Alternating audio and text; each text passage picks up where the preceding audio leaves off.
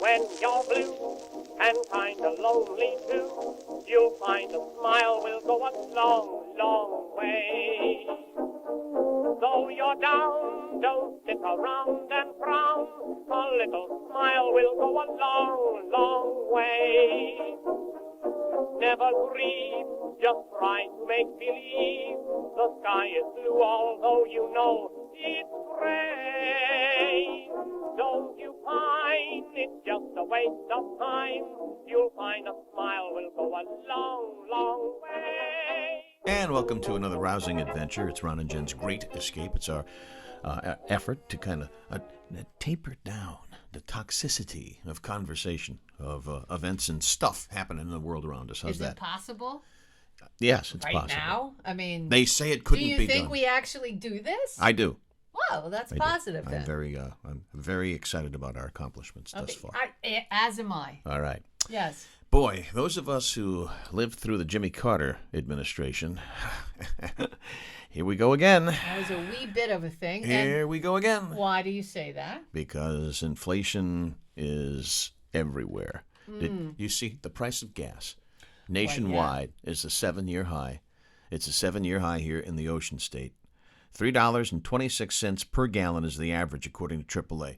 Northeast, and it's going up as we speak. It's brutal. It cost me $50 to fill up today. Ron, it's just $50 to fill up my Jeep. Yeah, I got to tell you, that hurts. I'm just saying. One of my favorite musicians and composers, Randy Newman, wrote a great song a long time ago. It's called "Mr. President, Have Pity on the Working Man." And boy, does that frame things up now, because those folks who are getting crushed during all of this are Mr. and Mrs. Joe Sixpack. The average American worker is getting crushed. Yeah. And where's the president? Where's Congress? Good Lord. I mean, this. If you're old enough to remember the Jimmy Carter days, it's not to that extreme yet, because there aren't gas lines, but there's shortages. It's painful. Well, the price of things is extraordinarily challenging. And when you have people in Washington saying, well, actually, all of the cargo ships that are sitting out there waiting to dock and have all of the items unloaded, it's actually great. It's a success for this administration because it only goes to show that people are ordering things and the demand for product has gone up. And I heard this, Ron, and I just thought, do they collectively, I don't want to pick on the one person that said this, do they really think that we're this dumb? I believe they do. I mean, I feel as though I can't see us, and your screen went a little poop. But, I mean, I really feel like at this point, it's okay. They're going to try to bamboozle us. We know this, but the bamboozling that has been happening around vax mandates and illegals coming across the border, whether you agree with that or not having to take the vax, they can refuse the vax, and then all of this that's going on with the cargo ship. It's just craziness, Ron. You want to grab that? It's so crazy. You want to grab that great drop-in from Jack Nicholson from As Good as It Gets. Sell crazy someplace else. We're all stocked up here. That's a great line. It's a great line. I mean, so... And how dare you treat me as a stupid constituent. Give me a break. It's a good thing. You know what it is? They said this. They did. You know that. I saw the statement. Yes. Right. And this is what happens when you're a country that doesn't make anything anymore. All right? Did you see that Biden has... made our U.S. Commerce Secretary, our very own Gina Raimondo. Yes. Now she is out to save jobs one chip at a time. Biden is tasking Raimondo, the former governor, of course, with ensuring the United States will be the world leader in computer chips. She's going to do that just single-handedly. I don't know. She's tasked. She's tasked with it. She's up against China. Yeah. I mean... I'm just saying. Gina and China. David round versus one. Goliath. Round one. I'd always put my money on China. 9 out of 10. I'm putting my money on Goliath. Actually, 99 out of 100. Yeah, I mean, China's going to win that battle. Wow. I mean, good luck, Gina. Listen, we support you. We love you. Get rid of the wedge heels and step it up a little. But we hope that you can get this done. That's almost like sending Kamala Harris to the border and saying, deal with it. You know? I mean, honestly, he keeps sending women to go try to deal with things that you really can't deal with. It's not an army of one right there. Why did you make that a sex issue? Because this is the second time that he's sending women in to go handle something. Well, he's put that's women... insurmountable. Well, honestly. He's the one who's put all these people in place. Well, not the vice president, but and look how he's treating them. Kamala is out to dry. He's hanging his vice president out to dry.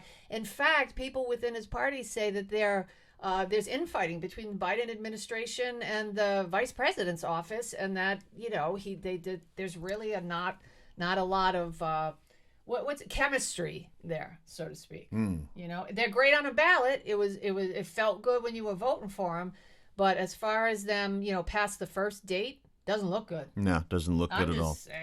We might have a chance with potato chips, but with computer chips, I don't really give us. We'll see. Listen, I have hope in Gina. We'll see, all right. We'll see. By the time this thing drops, this podcast, gas could be $4 a gallon in the Ocean State. Don't say that. Don't speak life into this. I'm just saying, it's just brutal. You know, I live in EG, and at the intersection of Frenchtown Road and Route 2, there's a Seasons gas station there, and it's like every day. $3.50 yet? It's $3.27 there, and it was $3.23 yesterday. So almost every day I go by, it's up a nickel, if not more. It was up 12 cents in one day last week. Well, where I live out in East Providence, Riverside, line right there, it's $3.39 at a mobile station at a major intersection. That's a lot of scratch. Really? Yeah, right down the road. At my top secret gas station, Mom and Pop's place, it's a 308. So that's actually 308. Yeah, 308. That's actually the cheapest. Wow. In my neighborhood right now. Wow. Yeah. 308. Yeah. Whew, you got to tell me where that is off the snide. I sure will. When the podcast is over. I will. And if you want to know, you email me too. And what's the email address? Oh, well, you don't have to email me because I'm sitting right here. That's right. So it's Jen Brien. Is it this way? At Rocket. It'll just show up anywhere. Don't worry about it. At rocketmail.com. It'll magically, deliciously show up. I like your little edits. You do fun little things to the Thank show. you. I try. And also make sure you follow us on rinewstoday.com. We have a column. It's hotter than a lid of a potbelly stove, and it drops every Wednesday. Yeah. And you can also communicate with us on Facebook. Our page is Ron and Jen's Great Escape on Facebook. Remember we mentioned in the last podcast a new Democrat has thrown her hat, assuming she's wearing a hat, into the ring for the gubernatorial race. Yes, Helena, CBS lady. Yeah, Helena Folks. $29 million a year salary. Former exec, That's CBS. Nice. Helena Folks, who's running for governor, drawing criticism from ex-governor Link Chafee for her decision-making during the failure of Kurt Schilling's startup 38 Studios. Anytime you can put 38 Studios and apply it to somebody who made a decision, that's putting, as Buddy would say, gum on somebody's shoe. Well, wait, hold up now. Where was Link Chafee when Elorza put, what's his face? I can't remember his name, so forgive me, everybody. Sullivan? Is that the guy's name? That guy who was directly involved, he had his hand in the pot of 38 Studios. Wrong guy. I don't know. Yeah, right? Remember? Yeah. And people are saying, wait a minute, why would you put this guy back in charge of money who totally mishandled money with the 38 Studios debacle? I mean, there was a lot of hands in that pot, and you were either going to be a hero or zero, and most came out zero. Yeah, a lot of zeros. Folks, by the way, was a top executive at CVS. She was tapped as the vice chair of the State Economic Development Corporation. 38 Studios was defunct, and her relationship with Chafee, the chair of the EDC board, was in tatters. So he's throwing some gum on her shoe. No, he's throwing shade. That's what the young generation calls. Oh, really? Yes, he's throwing shade at Helena. All right. And lastly, I hope she fights back. Bite back, lady. You got the money to do it. You sure do. Chafee has to go to the wife to get a check. That's where his cash comes from. Really? But yeah. And, he needs to find a new barber. I never understood his hair. I hate to be so petty and, the shoes with Gina Raimondo and the hair, but I don't get it. I mean, people could say, well, look at you, Jen. I know, but I'm not really anybody. I'm just Jen. Plus you wear a hat. Yeah. So I got a real quick... Did you say a hag? A hat. Oh, I said, plus you wear a hat. So I just agreed with you that don't I'm worry. a hag. You don't I kind of am. I didn't say that. I said, plus you wear a hat, meaning nobody sees your hair. Well, all right. Stay tuned for the next episode because I might be a hag in that. No, it's true. Yeah. It's always a chance. So you're saying there's a chance. Well, it's Halloween episode. A few Hall of Fame get-togethers, induction ceremonies a while back. Mm-hmm. A quick Link Chafee story. And, I always assume that these politicians don't know who I am as I go over to say hello. Everybody knows who you are. Well, that's nice. You're a short French guy. Well, thanks. But I went over to Chafee, and I said, Governor. And you always, even though you're not sitting governor, you retain the title. Sure. Jimmy Carter's always Mr. President, what have you. So I went up to him. I said, Governor Chafee, Ron St. Pierre. And he says, yes, you are. That's my Link Chafee story. Yes, you are. Well, isn't that I know I am. Isn't that pithy? Pithy. What would you say to that's Trump? Like your favorite word, huh? What would you say to Trump? I mean, he was president. I'd call him Mr. President. Would you? Absolutely, he earned it.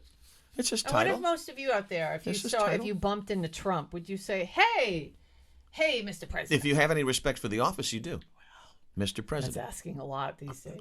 It's asking a lot of some people. Yeah, Me, true. I respect the fact that, agree or disagree with him, he was the President of the United States. Was he worse than, and some people think that he's a terrible president, but do you think he was worse than Millard Fillmore? I never met Millard. Is that... Mr. President, Millard Fillmore.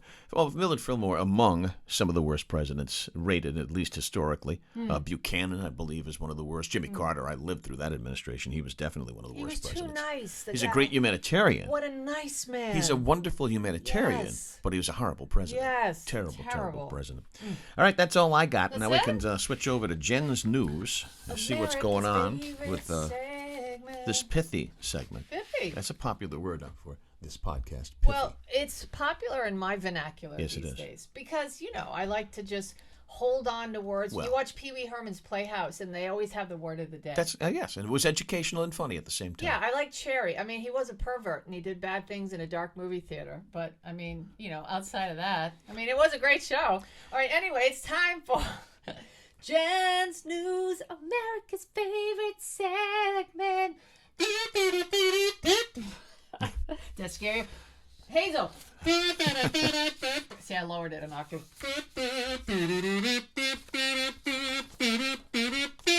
is a lower octave.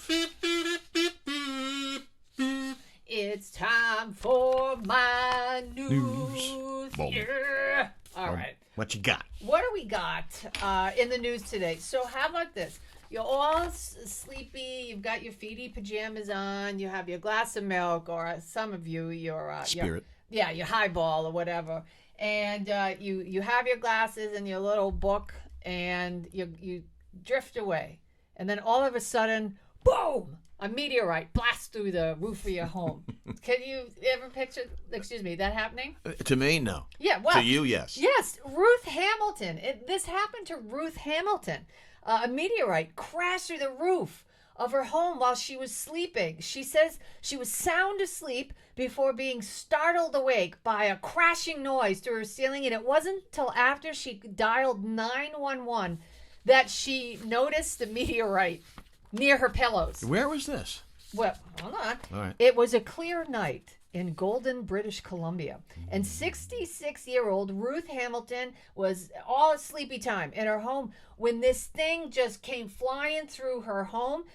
She said, by the way, she was alone in her bed. So I don't know why that made the story. But maybe there's something else going on as she was sending a message in this story. It was Sunday night, October 3rd, when she was jolted awake by the sound of an explosion and her dog barking. And then she said, I put my robe on and I looked around and there it was right on her pillow. But she said, I walked away unscathed. And now she says she has an unbelievable story to tell and she might write a book. Write a book about that one incident. Yeah. All right. Not a very big book, but, more like a pamphlet, like the Sunday Journal. There's a lot to write. Like, for instance, there have been tales of people being killed by meteorites throughout history. All right, there's page 2. That's 2 pages. Yeah, but there has only been one confirmed death in the last 100 years or so. So, that incident occurred in Iraq, of all places, in 1888. That according to physics.org. So, There you go. That's in Jen's News.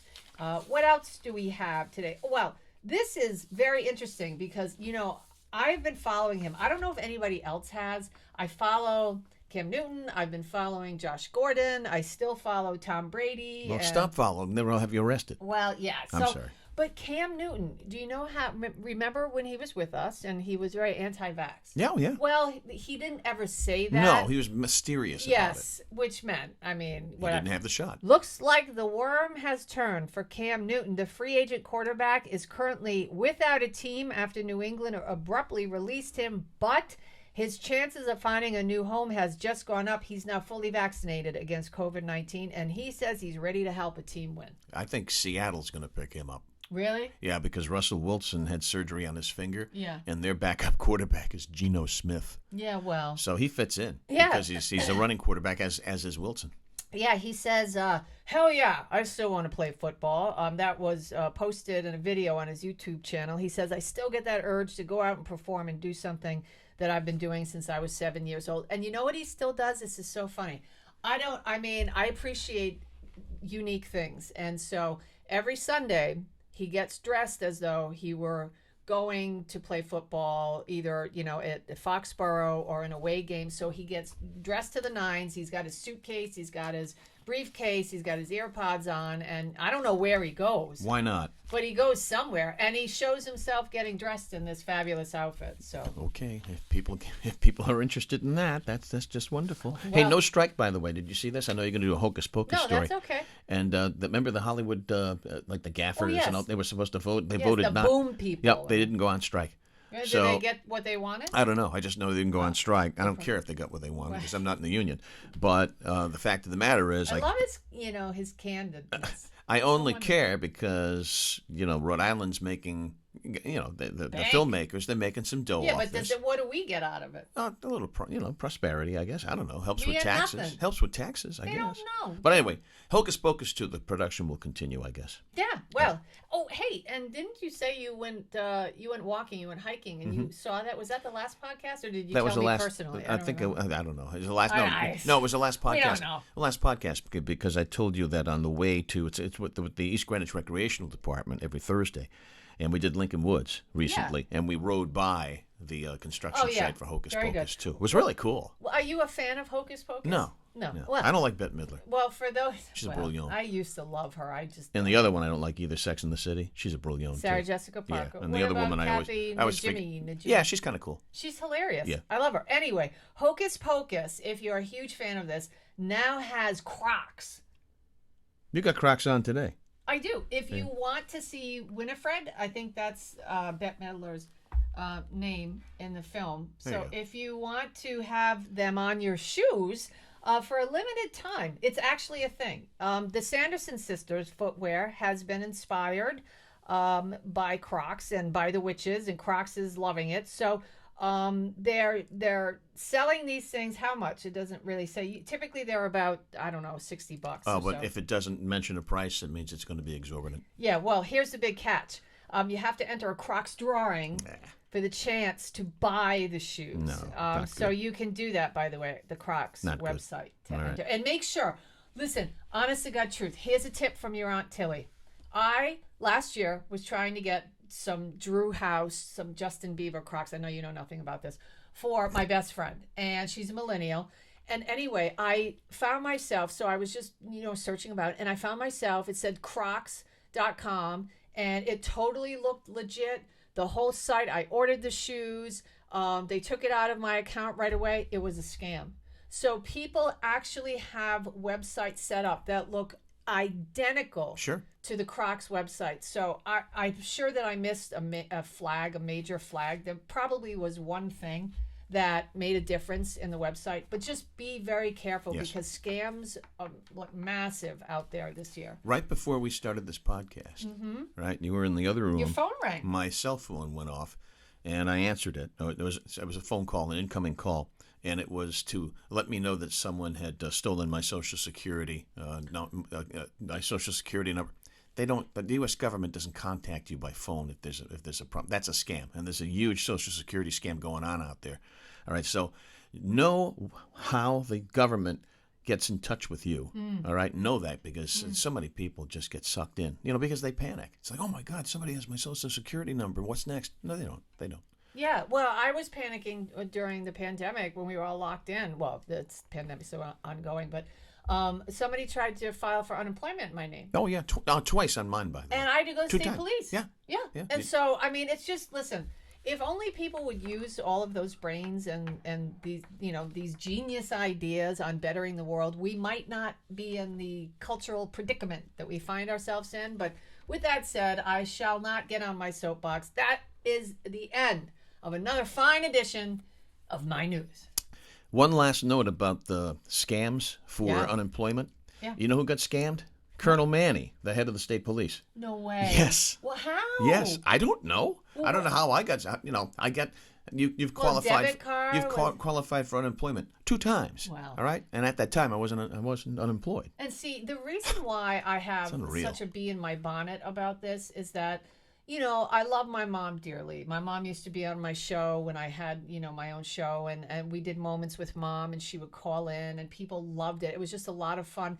But she's getting older now, and, the strokes and the surgeries, open heart. So your parents start to change, and I see that she's forgetting things, and she's confused about things. And these people prey on that. Yeah, it's so sad. That's what drives me bananas. And my poor mom calls me crying and nervous and stressed, and you have to go over, and I know. she doesn't know anymore, the difference between a scam and because it all seems real to them. There's a special place in hell for those people, for those scammers. So help out your elderly. Help your elderly friends and folks and families. So they don't parents. panic and knee jerk. All right, Jen's news. We move from that to where did that come from? Titsufini. Tutfini. All right. Tutfini. Where did that come from? Where did that, not Titsufini or whatever. No. That means it is what? It's done? It's done. It's done. Yeah, my great aunt used to say that. Why? Where did that come from? Where did that come from? Why is a glaring error called a snafu? Ooh, that's a good one. You made a big snafu with that one. During the Second World War, a lot of things come out of the Second World War, huh? Yeah. Massive military operations were so huge, they were usually followed up by their sheer weight and size. The frustrated servicemen called them snafus, an acronym for Situation Normal, All Fouled Up. Obviously, they said something differently than fouled up, but that's where it comes from. Snafu is an acronym for Situation Normal, All Fouled Up. Or so if you're Steve Cass, you say you made a boo-boo. You made a boo-boo. Not a snafu. And on the flip side, if you made a boo-boo, what was the song? Darling My Love. Darling My yeah, Love. I know. Steve. I'm all over that. Steve with his deep voice singing Darling My Love. Do you leave any radio or TV on for your dog when you go out? Sometimes. Yeah? Sometimes I leave the baseball game on for Hazel. Oh, that's nice. Yeah, she likes it. She likes the company. I mention it because I was leaving today. This is just a side issue. And there was a song on it. It was aggravating me, and I hope Molly's not mean when I get home. And it was something about, it's the chicken song and you gotta dance, and come on, it's the chicken song, dance with me. That's uplifting, so I'm sure that won't impact. It was driving me bananas because it went on. It was the song that would never end. Well, I can attest that. Yeah. But no, she should be in a good mood. Molly's a she, right? Yes. As long as you don't put Adele on, because she'll be all bummed out. You know, she'll be looking for a knife. I know. At that point. Well, we have something about Adele. Or a window to jump out of. In our Halloween episode. All right, which is upcoming. Yeah. All right, now we go from, where did that come from, to something new that's called contrary to popular belief. Yeah. So what are you going to do? You're going to put you're going to put the kibosh on something that we've long thought to be factual? That's right. False facts I shall reveal. All right. Let's see. Contrary to popular belief. Contrary to popular belief, the United States was not the first country to land on the moon. Right. In 1959, 10 years before the United States became the first country to land a man on the moon, the Soviet Union launched Luna 2, the first unmanned space probe that crash-landed on the moon in February of 1966. The Soviet Union soft-landed Luna 9 on the moon and relayed the first pictures directly from the lunar surface. Right. So how about that? But we were the first to walk on the moon. Yes, okay. But people think, the United States was the first to go to the moon. No, actually the Soviet Union sent 3 unmanned spacecrafts up there on different occasions between 66 and 67. Okay. So now you know. Yeah. To the moon. To the moon. So contrary to popular belief. More. And was Dracula a real dude? Uh-oh. Oh, we'll let you know. And then Halloween episode. The Halloween I'm trying podcast. I'm trying to pimp this, and you're not helping. You're not saying anything about it. I'm really excited. You're excited about Halloween. I'm not a big Halloween guy. Well, I wouldn't go so far to say excited. I'm excited to do this episode with you because we have great costumes. It's great. It's going to be so much fun. Great. We had some Superman news in the last podcast because apparently the new Superman of Earth, who's the son of Clark Kent and Lois Lane, John Kent, Jon, is bisexual. Yes. All right, DC Comics announced that. DC Comics, on top of that, has announced that Superman is changing his motto from Truth, Justice, and the American Way to Truth, Justice, and a Better Tomorrow. So that's coming up real soon. Doesn't that sound, though, more like a 24/7 news network sig-out? Truth, Justice, and a Better Tomorrow. Well, I think, what was the guy's name that made Spider-Man and all this? Stan Lee. Stan Lee. Was he on board with all the changes and the cultural advancements? I mean, depending on how you see it. Well, once were making. Once you do this, and you sign it over to Marvel Comics and somebody else to make decisions, it doesn't matter what he thinks. I just wondered what he thought about all these changes, but I will say it's awfully sad that Superman has gone from American exceptionalism. Why do so many immigrants come across the border? Why do so many people want to resettle here? Why do so many people want to come? Because we have something they don't. Right. And our greatest protector. And so American exceptionalism has turned into dirty words, or a dirty word. And that makes me sad. So they changed it to Better Tomorrow, not to offend people. Right.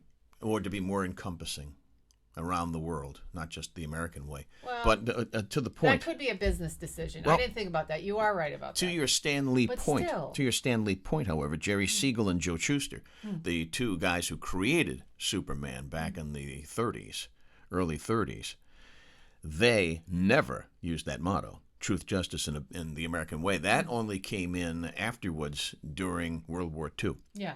All right, so they kind of get behind the troops and what have you. But so that's it. Truth, justice, and a better tomorrow. To me, it sounds like a bad news sig-out, but hey, I mean, it's what so do I crazy know? to me that what do I know? That we can't say we live in the greatest country in the world because that makes us, I don't know, xenophobic or arrogant.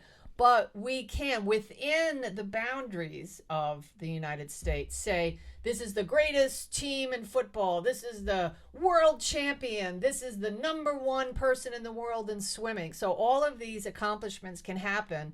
Greatness can happen in America, but America can't be great in and of itself. Right. That's so strange to me. I'll leave it with a thought, up, and away. Yeah. I don't know if Superman's still going to be saying that. Up, and away. And away. Well, the first Superman jumped. Remember we talked about that? Yeah, he did. He did not fly. He was a jumper. He didn't fly. What an idiot. He jumped from spot. That's so dumb. He jumped from spot to spot. Yeah. It's not as cool as being able to fly. I mean, come on. Let me see. What superpower would you like to have? You can jump or you can fly. I want to be the Wonder Twins. I'm going Wonder Twin power activate. Form of a slug. I mean, wouldn't that be great? You can be whatever you want. But I'm going for the X-ray vision. Well, really? For a lot of reasons. Oh. Yes. So anyway, that's where. I suppose if you're standing at J-Lo, that might be attractive to you. Oh. Well, who? Adele? No. A little advice for pet owners out there. We sure do. Because it's fall, leaves fall. Hence fall. You like that? That's why I made it into Mensa, people. What? Nah, not really. What to do if your dog eats leaves on the ground? What should you do if your dog eats fallen leaves? Well, experts say in small quantities, most leaves are not harmful to your dogs, but it is something you should be aware of. Veterinarian Nikki Graham says, you know what, maybe your dog is eating leaves and grass because they want to fill a gap in their diet. And eating these items could help them vomit and alleviate nauseousness. Yeah. She said also, if your dog is planning on eating leaves, expect their butts to explode. So bring a wet nap after they eat leaves because you're going to have to wipe up their bottom. Just make sure you take them back outside. Wash your hands before you make meatloaf.